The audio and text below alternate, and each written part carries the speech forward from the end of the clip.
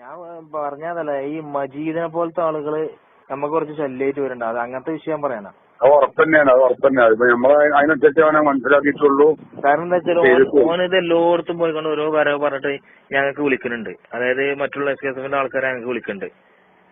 സംഭവത്തിന് തയ്യാറങ്ങൾ കത്തേരി അങ്ങനെ എങ്ങനെയാണ് ഇപ്പൊ എല്ലായിടത്തും പോയിക്കൊണ്ട് സംഭവത്തിനുണ്ട് അങ്ങനെ. അതൊന്നും നമ്മൾ ഏറ്റെടുക്കരുത്. അതായി കുറിച്ച് പറയാനുള്ളത്. നമ്മള് ഓനെ മെയിൻറ്റെയിൻ ചെയ്തില്ലല്ലോ. ഇപ്പൊ ഓൻ പറയുന്ന എന്താ അല്ല, ഞാൻ എനിക്ക് മനസ്സിലാണ്ട്. കാരണം എന്താ വെച്ചാൽ നമ്മളെ എല്ലാം അറിഞ്ഞിട്ട് മനസ്സിലാക്കേണ്ടതെന്ന് കരുതിയിട്ടാണ്. ഓനെ നമ്മൾ ഓനെ അറിയുന്ന ആളാണ്, അതുകൊണ്ടൊക്കെ തന്നെയാണ് ഞാൻ പറയുന്നത്.